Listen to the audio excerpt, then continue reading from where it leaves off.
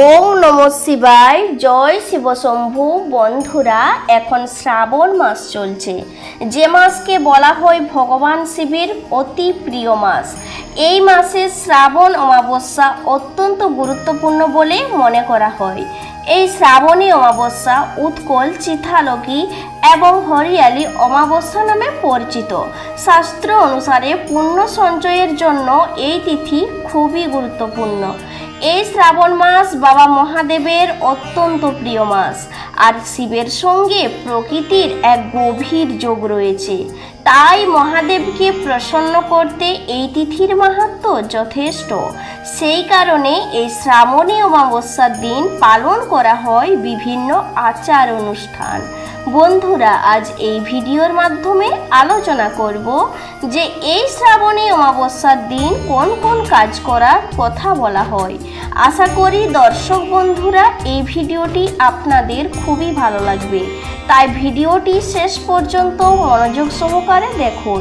বন্ধুরা, সবার প্রথমে জানাবো এই বছর 1431 বঙ্গাব্দ 2024 সালে শ্রাবণী অমাবস্যা কবে ও কখন পড়েছে। এই বছর এই শ্রাবণী অমাবস্যা তিথি পড়েছে আগামী 19শে শ্রাবণ 4ই আগস্ট রবিবার দিন। যদিও শনিবার দিন এই শ্রাবণী অমাবস্যা তিথি শুরু হচ্ছে 18ই শ্রাবণ শনিবার দুপুর 3:42 থেকে, এবং এই অমাবস্যা তিথি থাকছে 19শে শ্রাবণ রবিবার অপরাহ্ন অর্থাৎ বিকেল 4:09 পর্যন্ত। তাই উদয়া তিথি মেনে এই বছর 1431 বঙ্গাব্দ 2024 সালে এই শ্রাবণী অমাবস্যা তিথি পালিত হবে আগামী রবিবার দিন। যারা এই অমাবস্যার ব্রত উপবাস রাখতে চাইছেন তাদের রবিবার দিন পালনের কথা বলা হয়েছে, এবং যারা এই অমাবস্যার রাত্রি জাগরণ করতে চাইছেন তাদেরকে শনিবার দিন পালনের কথা বলা হয়েছে। এইবার আসবো বন্ধুরা, এই শ্রাবণী অমাবস্যার দিন আমাদের কি করা প্রয়োজন। বন্ধুরা, এই শ্রাবণী অমাবস্যার সব থেকে প্রধান গুরুত্বপূর্ণ কাজ হলো বৃক্ষরোপণ। এই দিন বন্ধুরা বাড়ির ভিতর ও বাড়ির বাইরে অতি অবশ্যই একটি গাছ লাগান। শাস্ত্র অনুসারে শ্রাবণী অমাবস্যাতে প্রকৃতি সব থেকে পবিত্র থাকে, যে কারণে এই অমাবস্যার অপর নাম হরিয়ালি অমাবস্যা। বন্ধুরা, প্রকৃতি এই সময় সবুজে আবৃত থাকে, তাই অবশ্যই বন্ধুরা এই অমাবস্যার সময় বাড়ির বাইরে ও ভিতরে একটি গাছ অবশ্যই লাগানো প্রয়োজন। এর মাধ্যমে আমরা যেমন পিতৃদোষ, গ্রহদোষ থেকে মুক্তি লাভ করতে পারি, ঠিক তার পাশাপাশি শাস্ত্র অনুসারে এর দ্বারা পরম পুণ্য ফল লাভ করা যায়। বন্ধুরা, এই দিন আপনারা বাড়ির ভিতর তুলসী, আমলকি, কলা, নারকেল, অপরাজিতা, নিম ইত্যাদি গাছ লাগাতে পারেন, এবং বাড়ির বাইরে এই সমস্ত গাছগুলির মধ্যে অত্যন্ত একটি অবশ্যই লাগানোর চেষ্টা করবেন। আর এইগুলি হলো বেল গাছ, অশ্বত্থ গাছ, নিম গাছ, কদম্ব গাছ এবং আমলকি গাছ।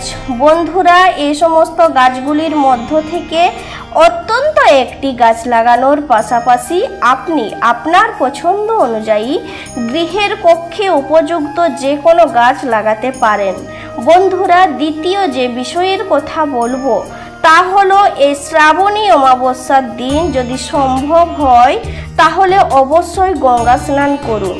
যদি গঙ্গা স্নান না করতে পারেন তাহলে যে কোনো পবিত্র নদীতে বা যে কোনো স্বচ্ছ পুষ্করিণীতে অবশ্যই স্নান করার চেষ্টা করুন। যদি তাও সম্ভব না হয় তাহলে স্নানের জলে সামান্য গঙ্গা জল এবং কালো তিল মিশিয়ে এই দিন পারলে স্নান করার চেষ্টা করুন।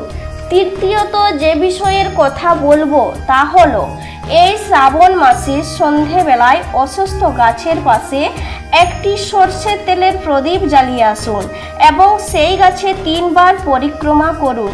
যদি তা কোনোভাবে সম্ভব না হয় তাহলে সেক্ষেত্রে আপনার বাড়িতে যে তুলসী গাছ রয়েছে তাতেই এই ক্রিয়াটি সম্পন্ন করুন। বন্ধুরা, চতুর্থ যে বিষয়ের কথা বলবো তা হলো এই দিন আপনার সাধ্য ও সামর্থ্য অনুযায়ী এই কয়েকটি দ্রব্যের মধ্যে একটি হলেও অতি অবশ্যই দান করার চেষ্টা করুন। এই দিন লবণ, চিনি, গুড়, তিল, ঘি, বস্ত্র অথবা চাল দান করা অত্যন্ত শুভ হিসেবে গণ্য। এই দিন আপনারা গৃহে আগত কোনো দরিদ্র অভুক্ত মানুষকে কখনোই খালি হাতে ফিরিয়ে দিবেন না। বন্ধুরা, এই শ্রাবণী অমাবস্যাতে যদি শিব গৌরীর পুজো করতে পারেন তাহলে সব থেকে ভালো। এই শ্রাবণী অমাবস্যার দিন গীতা, গরুড় পুরাণ, পিতৃকবচ, গজেন্দ্র মুখ্য, পিতৃসূক্ত ইত্যাদি যে কোনো একটি পাঠ করা অত্যন্ত শুভ হিসেবে গণ্য। এতে পিতৃপুরুষরা প্রসন্ন হন এবং ব্যক্তির পিতৃদোষ ও অন্যান্য গ্রহদোষ থেকে মুক্ত হয়। শাস্ত্র অনুসারে এই দিন পিতৃপুরুষের উদ্দেশ্যে পিণ্ডদান ও তর্পণের জন্য আদর্শ দিন হিসেবে গণ্য। তাই বন্ধুরা, এই পবিত্র শ্রাবণী অমাবস্যার দিনটি সুন্দরভাবে পালন করার চেষ্টা করুন। এই আশা রেখে আজকের মতো ভিডিওটি এখানেই শেষ করলাম। নমস্কার, ধন্যবাদ। ঈশ্বর আপনার সর্বদা মঙ্গল করুক।